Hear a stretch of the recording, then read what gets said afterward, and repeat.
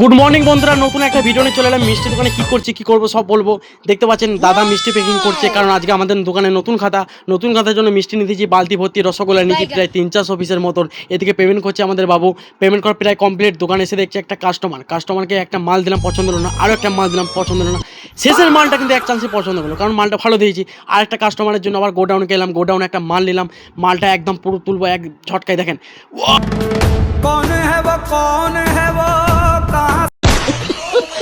রাস্তার মধ্যে হাঁটছি রোদে, কারণ আমার কিছু মনে হচ্ছে না। আজকে নতুন খাতা, খুশির দিন। যা হোক, মালটা নিয়ে যখন ফেলার পর দেখছি আরেকটু হলি পড়ে যেত, কিন্তু পড়লো না। যাই হোক, মালটা খুলে দিই আরেকটা কাস্টমারকে। মালটা দেখে সত্যি পছন্দ হয়ে গেলো এক চান্সেই। পছন্দের পর আবার মিষ্টি নিতে দিলাম। মিষ্টি নেওয়ার পর দেখতে পাচ্ছেন রসগোল্লা জল দিতেই হবে, কারণ এখন খুবই গরম। আর এমনিতে এটা নিয়ম পরম্পরা। তো রসগোল্লা জল দেওয়ার পর ক্যালেন্ডারটা ভাঁজ করে নিচ্ছি। ক্যালেন্ডার, মিষ্টির প্যাকেট ব্যাগের মধ্যে ভরে কাকাদেরকে দেবো, কারণ নতুন খাতার একটা পরম্পরা থাকে, আপনারা জানেন অবশ্য। তো দেওয়ার পর দেখতে পাচ্ছেন আমি চলে গেলাম সোজা কাকাদের কাছকে। জল মিষ্টি খাওয়া কমপ্লিট। এবারে হাতে ব্যাগ ধরিয়ে দিয়ে পয়সা নিয়ে কাকাদেরকে টাটা করে দিলাম। টাটা করে আমি একটু মিষ্টি খেয়ে নিলাম, কারণ আমার খুবই খিদে পেয়েছিল। খাওয়ার পর একটা ডাবের জল ছোটো করে নিয়ে নিলাম ভাই। পর আমি মোটামুটি খাওয়া শেষে দেখা হচ্ছে আবার একটা নতুন